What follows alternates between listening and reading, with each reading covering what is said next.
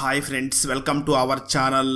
ఈరోజు మనం 2024లో తమిళ్ లాంగ్వేజ్లో విజయ్ సేతుపతి నటించినటువంటి ఒక యాక్షన్ థ్రిల్లర్ మూవీ స్టోరీని డిస్కస్ చేద్దాం. అదే మహారాజా.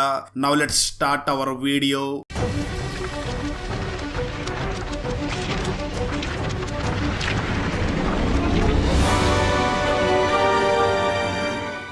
ఓపెన్ చేస్తే ఈ మూవీ స్టార్టింగ్ లోనే ఈ మూవీలో హీరో అయినటువంటి మహారాజాకి ఒక సెలూన్ షాప్ ఉంటుంది. తను ఒకరోజు తన సెలూన్ షాప్కి లీవ్ పెట్టి తన వైఫ్ని తీసుకుని తన కూతురికి ఒక బొమ్మని కొనివ్వడానికి బయటికి తీసుకుని వెళ్తాడు. ఒకచోట మహారాజా తన వైఫ్ని ఒక బిల్డింగ్ దగ్గర ఉంచి తను ఒక్కడే బొమ్మ తీసుకురావడానికి పక్కకి వెళ్తాడు. సరిగ్గా అదే సమయంలో ఆ బిల్డింగ్ దగ్గరికి లారీ వచ్చి బిల్డింగ్ని గుద్దుతుంది. దాంతో మహారాజా వైఫ్ ఆ స్పాట్లోనే చనిపోతుంది. ఆ రోజు నుంచి ఆ కూతుర్ని మహారాజానే పెంచుతూ వస్తాడు. ఆ కూతురికి స్పోర్ట్స్ అంటే చాలా ఇష్టం ఉంటుంది. అయితే ఆ అమ్మాయిని స్కూల్లో కానీ బయట కానీ ఎవరన్నా ఒక్క మాట అన్నా కూడా మహారాజాకి కోపం వచ్చి వాళ్ళని శిక్షిస్తూ ఉంటాడు. ఒకరోజు ఈ అమ్మాయి క్యాంపు ఉంది అని బయటికి వెళ్తుంది. దాంతో మహారాజా ఒక్కడే ఇంట్లో ఒంటరిగా ఉంటాడు. ఇంట్లోకి పాము వచ్చి వెళ్లడం కూడా స్పర్శ లేకుండా నిద్రపోతూ ఉంటాడు. ఆ తర్వాత మార్నింగ్ నిద్ర లేచి మా ఇంట్లో ఉన్న లక్ష్మి కనిపించడం లేదు అని పోలీస్ స్టేషన్ కి వెళ్లి కంప్లైంట్ ఇస్తాడు. దాంతో పోలీసులు లక్ష్మి ఎవరో అడగ్గా దానికి మహారాజా పోలీసుల్ని చూసి లక్ష్మి అంటే మా ఇంట్లో ఉండే డస్ట్బిన్ అని చెప్తాడు. నిజానికి ఈ డస్ట్బిన్ మహారాజా వైఫ్ కి లారీ యాక్సిడెంట్ జరిగినప్పుడు ఈ డస్ట్బిన్ నే మహారాజా వైఫ్ కూతురి మీద పడి ఆమెని కవర్ చేసి కాపాడి ఉంటుంది. సో అందువల్ల ఆ డస్ట్బిన్ ని ఇంటికి తీసుకుని వచ్చి దాన్ని ఇంట్లో పెట్టి దానికి లక్ష్మి అని పేరు పెట్టి ఉంటాడు. సో ఆ సెంటిమెంట్ తోనే తను ఆ డస్ట్బిన్ కనిపించడం లేదు అని పోలీస్ స్టేషన్ కి వచ్చి కంప్లైంట్ ఇచ్చి గొడవ చేస్తూ ఉంటాడు. ఆ పోలీస్ స్టేషన్ లో ఒక ఖతర్నాక్ పోలీస్ కూడా ఉంటాడు. ఆ పోలీసోడు ఎలాంటి వాడు అంటే ఒకరోజు ఆర్డీఓ ఆఫీసర్ ఇంట్లో 82 సవరాల నగల దొంగతనం జరిగాయి అని కంప్లైంట్ చేసినప్పుడు వెంటనే వెళ్లి ఆ నగలన్నిటిని రికవరీ చేసి ఆ ఒరిజినల్ గోల్డ్ ని తీసేసి వాటి ప్లేస్ లో ఒక గిల్ట్ నగల్ని సేమ్ 82 సవరాల నగల్ని ఆ ఆర్డీఓకి ఇచ్చి తనని మోసం చేస్తాడు. అంతేకాకుండా ఆ పోలీసు వెంటనే దొంగతనం చేసిన వ్యక్తికి ఒక 20,000 రూపాయలు డబ్బులు ఇచ్చి ఇంకా ఏమైనా డబ్బు అవసరం అయితే ఇంటికి వచ్చి కలువు అని చెప్తాడు. అయితే మహారాజా సేమ్ అదే పోలీస్ దగ్గరికి వచ్చి నీకు నేను 5 లక్షల డబ్బులు కూడా ఇస్తాను, నా డస్ట్బిన్ ని మాత్రం కనిపెట్టి ఇవ్వండి అని మహారాజా పోలీసులకి చెప్తాడు. మా ఇంట్లోకి నిజానికి 3 వ్యక్తులు వచ్చి నన్ను కొట్టి ఆ డస్ట్బిన్ ని తీసుకుని వెళ్లారు అని మహారాజా ఆ పోలీసులకి చెప్తాడు. దాంతో పోలీసులు వాళ్ళ గుర్తులు ఏమైనా తెలిస్తే చెప్పు, సీరియస్ మ్యాటర్ అయితే ఖచ్చితంగా కేసు ఫైల్ చేస్తాను అని ఇన్స్పెక్టర్ అంటాడు. మరోపక్క అదే సమయంలో లోకల్ కౌన్సిలర్ ఒక మెకానిక్ షాప్ దగ్గరికి వచ్చి నా కారు అద్దాలు కనిపించడం లేదు అని వాళ్ళని కొట్టి వెళ్తాడు. నిజానికి ఆ షాప్ లో వర్క్ చేసే ఒక మెకానిక్ సర్వీస్ అంతా చేసి ఆ కార్ ని డెలివరీ చేయడానికి తీసుకుని వెళ్లి ఉంటాడు.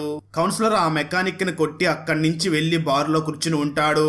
అయితే ఆ మెకానిక్ వెంటనే ఆ బారుకు వెళ్లి కౌన్సిలర్ ని మళ్లీ కొట్టి వెళ్లిపోతాడు. మరోపక్క పోలీసులు ఈ మహారాజా ఆ డస్ట్బిన్ లో ఏదో విలువైందే పెట్టి ఉంటాడు, అందుకే కంప్లైంట్ ఇవ్వడానికి వచ్చాడు అని పోలీసులు అండ టీం దాని మీద ఎంక్వైరీ చేయడం మొదలు పెడతారు.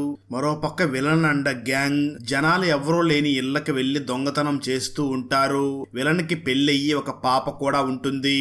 కానీ ఊర్లో మాత్రం ఒక ఎలక్ట్రిక్ షాప్ పెట్టి మంచివాడిగా నటిస్తూ ఉంటాడు. ఆ విలన్ పాపకి వీపు మీద ఒక చిన్న పుండులాగా ఉంటుంది. ఆ పుండు మీద మందులు రాయడం లాంటి మంచి పనులు చేస్తూ ఒక మంచి ప్రేమగల నాన్నలాగా ఉంటాడు.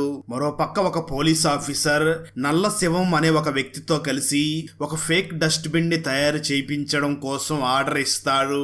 మరోపక్క హీరో మహారాజా పోలీస్ స్టేషన్ లోనే కూర్చుని ఉంటాడు. అదే సమయంలో ఆ కౌన్సిలర్ ని కొట్టిన మెకానిక్ వర్కర్ 3 రోజుల నుంచి కనిపించడం లేదు అని ఆ మెకానిక్ షెడ్ ఓనర్ తన వర్కర్ ని వెతికి పెట్టండి అని కంప్లైంట్ ఇవ్వడానికి స్టేషన్ కి వచ్చి అక్కడ ఉన్న మహారాజాని చూసి గతాన్ని గుర్తు చేసుకుంటాడు. స్టోరీ గతానికి వెళ్తుంది. కౌన్సిలర్ బార్ లో కూర్చుని ఉన్నప్పుడే మహారాజా అతని దగ్గరికి వెళ్లి నిన్న రాత్రి నీ కారు నీ దగ్గరే ఉందా అని అడుగుతూ ఉంటాడు. నిజానికి తన కారు తన దగ్గర లేదు అనే సంగతి కౌన్సిలర్ కి గుర్తుకు వచ్చి ఆలోచిస్తూ ఉంటాడు. అదే సమయంలో ఆ వర్కర్ వచ్చి కౌన్సిలర్ ని కొట్టి అక్కడి నుంచి వెళ్లిపోతాడు. దాంతో మహారాజా వెంటనే ఆ వర్కర్ ని ఫాలో చేసి చేస్తూ వెళ్తాడు. అయితే ఆ వర్కర్ అండ్ గ్యాంగ్ మాత్రం మహారాజా వాళ్ళ వెనక రావడంతో మహారాజాని బాగా కొడతారు. అలాగే మహారాజా ఇంట్లో ఉన్న డస్ట్బిన్ ని దొంగతనం చేసింది కూడా ఈ వర్కర్ అండ్ గ్యాంగే చేసి ఉంటారు. దాంతో ఇప్పుడు మహారాజాకి ఆ మెకానిక్ షెడ్ ఓనర్ ని చూడగానే మొత్తం గుర్తుకు వచ్చి వెంటనే ఆ షెడ్ ఓనర్ ని చూసి, మీ వర్కర్ అండ్ గ్యాంగ్ నా డస్ట్బిన్ ని తీసుకుని వెళ్లారు, మర్యాదగా వాళ్ళు ఎవరో చెప్పు, ఎక్కడ ఉంటారో చెప్పు అని ఆ మెకానిక్ షెడ్ ఓనర్ ని కొట్టి అడుగుతాడు. దాంతో ఆ మెకానిక్ షెడ్ ఓనర్ మహారాజాని చూసి, వాళ్ళు ఎక్కడుంటారో నాకు తెలియదు, నీకు వీలైతే వాళ్ళు ఎక్కడ ఉంటారో కనిపెట్టుకో అని చెప్పి అక్కడి నుంచి వెళ్లిపోతాడు. ఆ మాటలు విన్న మహారాజా వాళ్ళు ఎక్కడ ఉంటారో ఖచ్చితంగా కనిపెట్టి వాడి తల నరికేస్తా అని అంటాడు. కౌన్సిలర్ స్టేషన్ కి వచ్చి ఆ మహారాజాని చూసి, నన్ను కూడా వాడు కొట్టి వెళ్ళాడు అని చెప్తాడు. అదే సమయంలో మహారాజా పేరుని ఇళయరాజా అనే పేరు మార్చుకుంటాడు. స్టేషన్ లో మహారాజా ఉన్న సమయంలో ఇన్స్పెక్టర్ డస్ట్బిన్ ని ఎంక్వైరీ చేస్తూ ఆ మెకానిక్ షాప్ దగ్గరికి వచ్చి అడుగుతాడు. మరోపక్క విలన్ కూతురికి బర్త్డే కావడంతో విలన్ తన కూతురి కోసం ఒక కాస్ట్లీ నగని తీసుకుని ఇంటికి వెళుతూ ఉండగా సరిగ్గా అదే సమయంలో తన వైఫ్ తనకి ఫోన్ చేసి, ఇంటికి నువ్వు షేవింగ్ చేసుకుని మాత్రమే రా అని అంటుంది. దాంతో షేవింగ్ చేసుకోవడం కోసం విలన్ వెంటనే మన మహారాజా సెలూన్ షాప్ కి వెళ్తాడు. ఫ్రెండ్స్, ఇక్కడ విలన్ గురించి చెప్పేదంతా కూడా ఫ్లాష్ బ్యాక్ స్టోరీ. అయితే హీరో మహారాజా పోలీస్ స్టేషన్ లో కంప్లైంట్ చేయడం మాత్రం ప్రెజెంట్ సీన్స్ అని గుర్తుపెట్టుకోండి. అయితే విలన్ సెలూన్ షాప్ లోకి వచ్చినప్పుడు ట్రిమ్మర్ లో బ్యాటరీ అయిపోయింది అని మహారాజా వెంటనే బయటికి వెళ్తాడు. సరిగ్గా అదే సమయంలో విలన్ ఫ్రెండ్ విలన్ కి కాల్ చేసి, మనం చేసిన తప్పుల గురించి న్యూస్ పేపర్ లో వేశారని, అయితే మన మీద కాకుండా వేరే స్టేట్ లో జరిగినట్లుగా వేశారు అని చెప్తూ ఉంటాడు. అదే సమయంలో మహారాజా బ్యాటరీని తీసుకుని వస్తూ బయట నుంచి విలన్ మాటలు మొత్తం వినేస్తాడు. అప్పుడే మహారాజాకి విలన్ ఒక హంతకుడు అని తెలిసిపోతుంది. అయితే షేవింగ్ అయిపోయిన తర్వాత విలన్ తన కూతురు కోసం తీసుకువచ్చిన ఆ కాస్ట్లీ నగని మాత్రం ఆ సెలూన్ షాప్ లోనే మర్చిపోయి వెళ్లిపోతాడు. విలన్ ఇంట్లో బర్త్డే పార్టీ జరుగుతూ ఉంటుంది. అప్పుడే విలన్ హడావిడిగా తను కొన్న ఆ కాస్ట్లీ నగలు ఎక్కడ పెట్టానా అని వెతుకుతూ ఉంటాడు. సరిగ్గా అదే సమయంలో మన మహారాజా ఆ నగల బాక్స్ ని తెచ్చి ఇస్తూ ఉంటాడు. అయితే ట్విస్ట్ ఏమిటి అంటే పోలీసులు కూడా అదే సమయానికి వచ్చి ఆ విలన్ ని అరెస్ట్ చేస్తారు. దాంతో విలన్ కి మహారాజా మీద డౌట్ వస్తుంది. ఎందుకంటే ఈ మహారాజానే పోలీసులకి కంప్లైంట్ ఇచ్చాడా అని అనుకుంటూ ఉంటాడు. అయితే విలన్ వైఫ్ మాత్రం తన హస్బెండ్ ఒక అంతకుడు అని అర్థమయ్యి తనకి డివోర్స్ ఇచ్చేస్తుంది. స్టోరీ ప్రజెంట్ కి వస్తుంది. పోలీసులు ఒక ఫేక్ డస్ట్బిన్ ని తయారు చేయించి దీన్ని ఆ మహారాజాకి ఇచ్చేద్దాం, నార్మల్ గా తీసుకుంటే ఓకే, లేకపోతే ఏదైనా డస్ట్బిన్ గురించి క్వశ్చన్స్ అడిగితే మాత్రం అసలు ఆ డస్ట్బిన్ లో ఏం దాచిపెట్టాడో దాని గురించి మనం తెలుసుకుందామని వెంటనే ఇన్స్పెక్టర్ ఒక ప్లాన్ చేసి ఆ నల్ల శివంని చూసి, ఆ డస్ట్బిన్ ని నువ్వే దొంగతనం చేసావని ఆ మహారాజాకి చెప్పు అని అంటాడు. దానికి నల్ల శివం కూడా సరే, నేనే ఆ డస్ట్బిన్ ని దొంగతనం చేసినట్లుగా యాక్ట్ చేస్తాను అని అంటాడు. దాంతో ఇన్స్పెక్టర్ వెంటనే ఆ మహారాజాకి కాల్ చేసి డస్ట్బిన్ ఎలా దొంగతనం చేశారో కరెక్ట్ గా చెప్పు అని అడుగుతాడు. అయితే అక్కడే ఉన్న అది మొత్తం విన్న నల్ల శివంకి ఒక భయంకరమైన ఫ్లాష్ బ్యాక్ గుర్తుకు వస్తుంది. స్టోరీ కథానికి వెళ్తుంది. చాలా రోజుల క్రితం విలన్ జైలుకి వెళ్లి ఉంటాడు కదా, ఇప్పుడు జైలు నుంచి రిలీజ్ అయ్యి బయటికి వచ్చి ఆ మెకానిక్ షాప్ ఓనర్ ని తీసుకుని నల్ల శివం ఆ మహారాజా ఇంటికి వెళ్తాడు. అదే సమయంలో మహారాజా కూతురు క్యాంప్ నుంచి ఇంటికి తిరిగి వచ్చి తన నాన్నని చూసి నాకు షూస్ తీసుకురా అని చెప్తుంది. మహారాజా తన కూతురికి షూస్ తీసుకురావడం కోసం బయటికి వెళ్లి చాలా లేట్ గా ఇంటికి తిరిగి వస్తాడు. అయితే నల్ల శివం ఈ గ్యాప్ లో మహారాజా కూతురితో తప్పుగా బిహేవ్ చేస్తాడు కానీ ఆ పాపను చంపకుండా వదిలేస్తాడు. స్టోరీ ప్రజెంట్ కి వస్తుంది. ఇదంతా గుర్తు చేసుకున్న నల్ల శివం వెంటనే విలన్ కి కాల్ చేసి విషయం మొత్తం చెప్తాడు. అయితే విలన్ సేలం అనే ఊర్లో వాళ్ళ రిలేటివ్స్ ఇంట్లో ఉన్నాను అని చెప్పి ఉంటాడు. దాంతో నల్ల శివం కూడా అక్కడి నుంచి తప్పించుకుని పారిపోవాలి అనుకుంటాడు.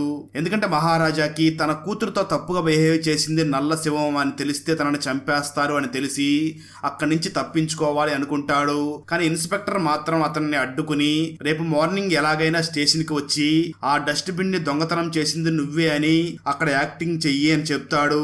మార్నింగ్ అవుతుంది. చెప్పిన విధంగానే నల్ల శివం స్టేషన్ కి వచ్చి ఆ డస్ట్బిన్ ని నేనే దొంగతనం చేశాను అని యాక్ట్ చేస్తాడు. అయితే మహారాజా కూతురు మాత్రం తన నాన్నకి తనతో ఎవరు తప్పుగా బిహేవ్ చేశారో వాళ్ళు ఎలా ఉంటారో ఒక గుర్తు కూడా చెప్పి ఉంటుంది.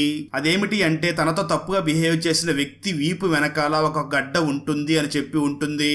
మహారాజా మహారాజా వెంటనే ఆ నల్ల శవం వీపుని తడిమి చూసినప్పుడు అక్కడ నిజంగానే గడ్డ ఉంటుంది. అదే సమయంలో ఇన్స్పెక్టర్ అండ్ టీమ్ కి నల్ల శవం ఎలాంటి క్రైమ్ చేశాడో అన్న విషయం మొత్తం అర్థమవుతుంది. అదే విధంగా ఫేక్ డస్ట్బిన్ ని తయారు చేయడానికి నల్ల శవం వెళ్ళినప్పుడు ఆ మెకానిక్ షాప్ ఓనర్ కాల్ చేస్తాడు. అప్పుడే ఇన్స్పెక్టర్ కి నల్ల శవం మీద డౌట్ వస్తుంది. ఇన్స్పెక్టర్ వెంటనే మహారాజాకి ఒక కత్తిచ్చి ఆ నల్ల శవం చంపు అని చెప్పి బయటికి వెళ్ళిపోతాడు. దాంతో మహారాజా వెంటనే నల్ల శవం చంపేస్తాడు. అదే విధంగా మెయిన్ విలన్ ఒక బిల్డింగ్ లో వర్క్ చేస్తూ ఉంటాడు. దాంతో ఆ మెయిన్ విలన్ లొకేషన్ ని కూడా ఆ మహారాజాకి షేర్ చేస్తారు. అదే సమయంలో ఆ మహారాజా కూతురు నేను ఆ విలన్ తో ఒకసారి మాట్లాడాలి అని అంటుంది. దాంతో మహారాజా తనతో పాటు తన కూతుర్ని కూడా తీసుకుని ఆ విలన్ ని చంపడానికి వెళ్తాడు. అక్కడ మహారాజా కూతురు ఆ విలన్ ని చూసి నువ్వు నాతో తప్పుగా బిహేవ్ చేశావు, కానీ దాని గురించి ఆలోచిస్తూ నేను ఒక మూల కూర్చునే టైప్ కాదు. నీకు నేను ఇచ్చే భిక్ష ఈ జీవితం, లేకపోతే మా నాన్న నిన్ను కొట్టి చంపేసేవాడు అని చెప్పి మహారాజా కూతురు అక్కడి నుంచి వెళ్లిపోతున్న సమయంలో విలన్ మహారాజా కూతురు బ్యాక్ సైడ్ ఒక గాయం ఉండడాన్ని చూస్తాడు. అప్పుడే విలన్ కి ఒక ఫ్లాష్ బ్యాక్ గుర్తుకు వస్తుంది. స్టోరీ గతానికి వెళ్తుంది. ఇక్కడే ఒక భయంకరమైన ట్విస్ట్ రివీల్ అవుతుంది. మహారాజా వైఫ్ కి లారీ యాక్సిడెంట్ అయి చనిపోయింది అని చెప్పుకున్నాం కదా మూవీ స్టార్టింగ్ సీన్ లోనే. నిజానికి అప్పుడు విలన్ కూతురు బర్త్డే పార్టీ కూడా జరుగుతుంది. విలన్ ని పోలీసులు అరెస్ట్ చేసి తీసుకుని వెళ్లిపోతారు. అయితే విలన్ వైఫ్ మాత్రం మహారాజా విలన్ తన సెలూన్ షాప్ లో మర్చిపోయి వచ్చిన నగల్ని తీసుకుని వచ్చి ఇస్తాడు, కానీ విలన్ వైఫ్ మాత్రం ఆ నగలు వద్దు అని ఏడుస్తూ ఉంటుంది. దాంతో విలన్ కూతురికి ఒక బొమ్మైనా కొనిద్దామని మహారాజా బయటికి వెళ్లి ఉంటాడు. నిజానికి అప్పుడు మహారాజా ఆ విలన్ ఇంటికి తన వైఫ్ మరియు కూతుర్ని కూడా తీసుకుని వెళ్లి ఉంటాడు. అదే టైంలో అక్కడికి లారీ వచ్చి యాక్సిడెంట్ అవ్వడంతో ఆ యాక్సిడెంట్ లో విలన్ వైఫ్ అలాగే మహారాజా కూతురు మరియు మహారాజా వైఫ్ ముగ్గురు చనిపోతారు. కానీ విలన్ కూతురి మీద మాత్రం ఒక ఇనప డబ్బా ఒక డస్ట్బిన్ లాంటిది పడి తనని కాపాడి ఉంటుంది. దాంతో మహారాజా అక్కడికి వచ్చి ఆ విలన్ కూతురిని తీసుకుని మహారాజా ఆ రోజు నుంచి ఆ అమ్మాయిని తన కూతురుగా పెంచి ఉంటాడు. స్టోరీ ప్రజెంట్ కి వస్తుంది. కూతురి వీపు మీద ఉన్న గాయంను చూసిన విలన్ కి తను నా కూతురే అని గుర్తుకు వచ్చి ఏడ్చి తన కూతురు కాళ్ళ మీద పడి ఏడుస్తాడు. తప్పుగా బిహేవ్ చేసిన విషయం గుర్తుకు వచ్చి సిగ్గుతో చాలా ఫీల్ అవుతాడు. వెంటనే ఎవరో ఒక గుర్తు తెలియని వ్యక్తి నా కూతురిని కాపాడాడు అని మహారాజాని పట్టుకుని ఏడుస్తూ ఉంటాడు. మహారాజా మాత్రం ఇక ఇది నా కూతురు అని అంటాడు. అయితే విలన్ మాత్రం ఆ బాధను తట్టుకోలేక ఆ బిల్డింగ్ మీద నుంచి దూకి ఆత్మహత్య చేసుకుని చనిపోతాడు. అక్కడతో ఈ మూవీ అయిపోతుంది. అన్నట్లు మీరు బ్యాక్ ట్రాక్ అనే హర్రర్ మూవీని చూసారా? మూవీ అయితే అల్టిమేట్ గా ఉంటుంది. అలాగే మూవీలో ట్విస్ట్ అయితే అస్సలు గెస్ చేయలేరు. ఆ వీడియో లింక్ ని ఈ వీడియో డిస్క్రిప్షన్ లో మరియు కామెంట్స్ లో ఇచ్చాను, మిస్ అవ్వకుండా చూసేయండి. ఫ్రెండ్స్, వీడియో నచ్చినట్లయితే లైక్ చేసి ఒక చిన్న కామెంట్ చేస్తే మాకు నెక్స్ట్ వీడియో చేయడానికి ఎంకరేజింగ్ గా ఉంటుంది. అలాగే ఛానల్ ని సబ్స్క్రైబ్ చేసి పక్కనే ఉన్న బెల్ ఐకాన్ ని క్లిక్ చేసి సపోర్ట్ చేయండి. Thanks for watching. జై హింద్.